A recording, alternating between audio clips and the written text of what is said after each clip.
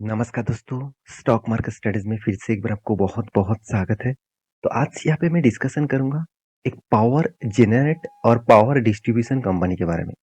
देखिए power generate and power distribution जो जितने सारे कंपनीज़ होते हैं, उनमें से देखा जाए तो कुछ कंपनीज़ है जो टॉप लीडिंग में है जिसमें आप देखा जाए तो एनटीपीसी है, पावर ग्रिड है, साथ ही साथ अदानी के भी पावर सेक्टर है। इस तरीके से बहुत सारे कंपनीज़ है। तो आज मैं उसी के साथ जुड़े हुए कंपनीज़ के बारे में बात करूँगा, जो एक पीएससी कंपनी है। पीएससी मतलब गवर्नमेंट कंपनी। तो गवर्नमेंट कंपनी बोलने में गवर्नमेंट कंपनी है, मतलब गवर्नमेंट के पास सबसे ज़्यादा हिस्सेदारी है, तो इसलिए बताया जा रहा है, वो गवर्नमेंट कंपनी है। तो आज जिस कंपनी के बारे में बात करूँगा, उसके ऊपर 2 गुड न्यूज़ आए हैं और 2 गुड न्यूज़ के कारण स्टॉक में कल कल इस तरीके से अचानक एक तेज़ी बिग जर्नी देखने को मिला। तो बहुत सारे दोस्तों ने कमेंट किया सर ऐसे 2 कौन-सा गुड न्यूज़ है जिसके चलते इस तरीके से तेज़ी आया है? तो सब कुछ मैं यहाँ पे डिस्कशन करूँगा तो वीडियो को लास्ट तक देखिए और अभी तक आपने इस चैनल को सब्सक्राइब नहीं किया तो ज़रूर कर लीजिएगा क्योंकि आपको daily basis stock market information, update, news इसी चैनल के माध्यम से मिलता रहेंगे। तो चलो देख लेते हैं आज के इस स्टॉक के डिटेल्स के बारे में।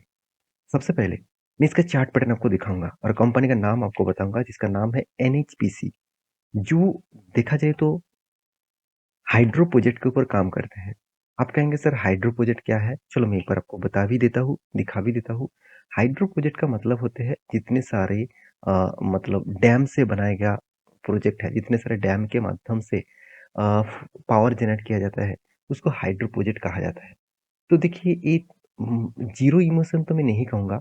हाँ, पॉल्यूशन बहुत बहुत हद तक कम करते हैं क्योंकि इसका पॉल्यूशन जो रेटिंग्स है वो बहुत कम है क्योंकि इसको बनाने के लिए जो जो पॉल्यूशन होते हैं वही पॉल्यूशन है, उसके बाद उतना पॉल्यूशन नहीं होता।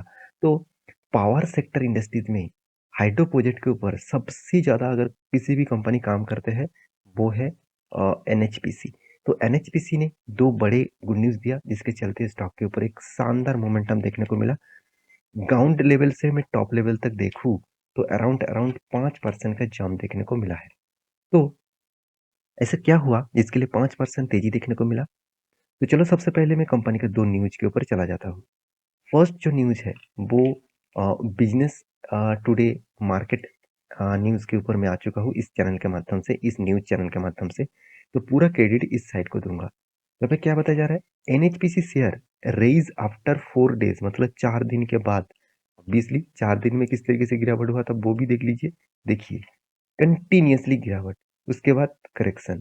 तो इस 4 दिन के बाद अचानक करेक्शन क्यों हुआ?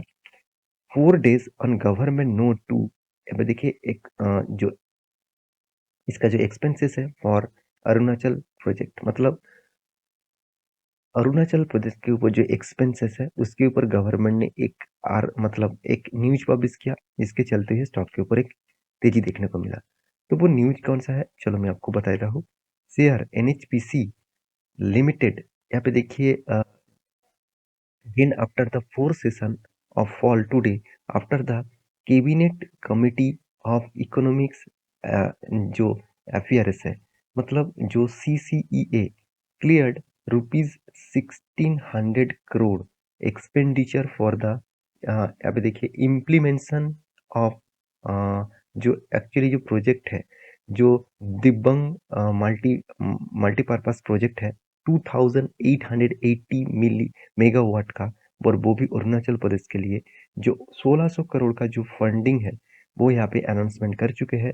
इसी के चलते हुए स्टॉक के ऊपर एक बिग तेजी देखने को मिला। देखिए जब आपको कोई प्रोजेक्ट मिलता है, आपको कोई टेंडर मिलता है, तो हमेशा आपके लिए जितने पॉजिटिव पॉइंट होते हैं उसी सेम टू सेम इस कंपनी के लिए भी इतना ही पॉजिटिव पॉइंट यहाँ पे देखने को मिला और जिसके चलते स्टॉक में एक शानदार रैली देखने को मिला। तो देखिए ये था सबसे बड़ा गुड न्यूज़ और इसी के चलते स्टॉक के ऊपर शानदार एक मोमेंटम देखने को मिला था और मैं ज़रूर कहूँगा ये फर्स्ट गुड न्यूज़ है। सेकंड गुड न्यूज़ क्या है? चलो वो भी मैं आपको बता देता हूँ। सेकंड गुड न्यूज़ आपको मिलेगा बिज़नेस स्टैंडर्ड के ऊपर। तो पूरा क्रेडिट मैं बिज़नेस स्टैंडर्ड को दूँगा अच्छा खासा एक न्यूज़ पब्लिश करने के लिए। तो यहाँ पे क्या बताया जा रहा है? ध्यान से देखना।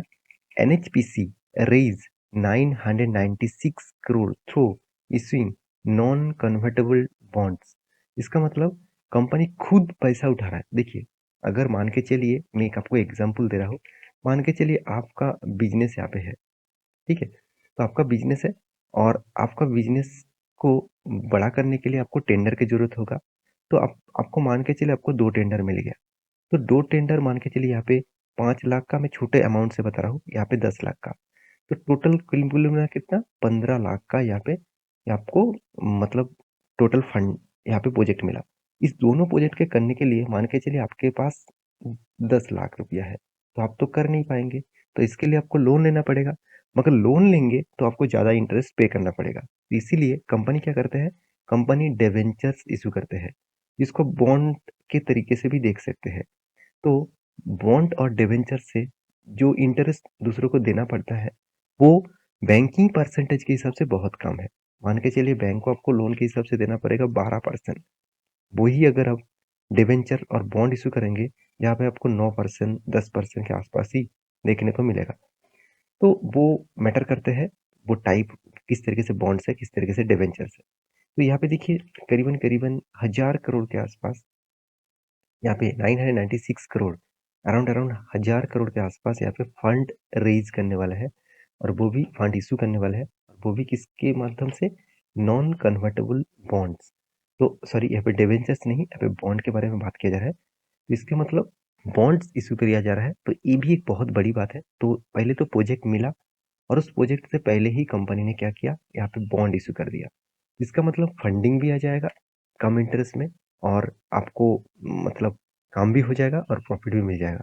तो देखिए जो चीज़ मैं आपको बता रहा था, आप देख सकते हैं यहाँ पे NHPC limited has raise 996 crore on Friday के दिन थ्रू, यहाँ पे देखिए अनसोर्स्ड, यहाँ पे देख सकते हैं रिडीमेबल, नॉन कन्वर्टेबल, नॉन, यहाँ पे देखिए कम्युलेटिव एंड टैक्सेबल 7.59%। तो कितना, यहाँ पे देखिए सोर्सेस के माध्यम से बताया जा रहा है कि बॉन्ड का जो इंटरेस्ट रेट देना पड़ेगा, मान के चलिए आपने बॉन्ड खरीदारी की, तो आपको 7.59% का इंटरेस्ट मिलेगा। तो देखिए यही यही मतलब लोन अगर बैंक से लिया जाता, तो बैंक के पास मान के चलिए 12% का इंटरेस्ट देना पड़ता। तो कंपनी हमेशा चाहेंगे, उसके लिए देखिए पॉइंट, उसके लिए 0.05% भी बहुत होते हैं। अगर 1000 करोड़ से आप 0.01% भी देखेंगे, सॉरी 0.05% भी देखेंगे, तो बहुत अमाउंट उसको ज़्यादा पेमेंट करना पड़ेगा।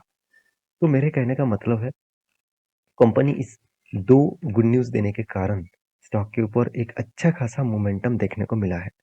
तो आपका क्या राय है? मुझे ज़रूर कमेंट करना। और हाँ, एनएचपीसी जैसे कंपनीज़ आपके पास है, तो मैं एक चीज़ आपको ज़रूर दावे के साथ बोल सकता हूँ, इस कंपनी में निवेश करने में आपको शायद रिटर्न उतना खास ना मिले। मतलब रिटर्न देखिए 3 साल में कितना, 25%, 1 साल में कितना, करीबन 40%, 50% के आसपास देखने को मिला। ये तो सही है, ठीक-ठाक है। मैं चार्ट पैटर्न भी आपको दिखाऊँगा।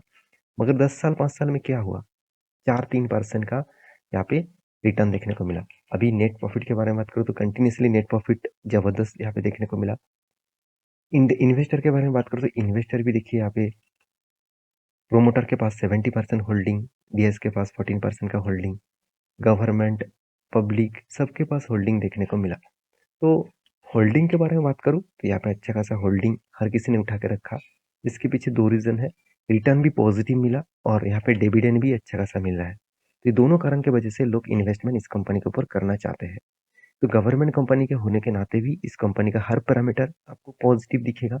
कुछ पॉइंट्स ऑफ व्यू से देखा जाए तो वीकनेस है। तो वीकनेस का पॉइंट कौन सा है मैं आपको बता दूं, पैग रेशियो हाई है, इसका मतलब वैल्यूएशन थोड़ा सा हाई है। मार्केट कैप टू सेल्स बता रहा है 1 रुपये कमाने के लिए कंपनी को चलो 4 रुपये के आसपास पेमेंट करना पड़ रहा है। चार्ट पैटर्न के बारे में बात करूँ, कंपनी देखिए एक ब्रेकआउट लेवल यहाँ पे बना चुके हैं।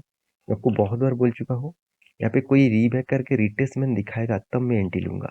आप कहेंगे सर यहाँ पे तो ब्रेकआउट हुआ है, देखिए जो ब्रेकआउट है ना वो इस लेवल को ब्रेकआउट करना पड़ेगा तभी मैं एंट्री लूंगा, क्योंकि यहाँ पे जो बिग भिक्स देखने को मिला, इसका मतलब यहाँ पे सेलर जोन बहुत स्ट्रांग है।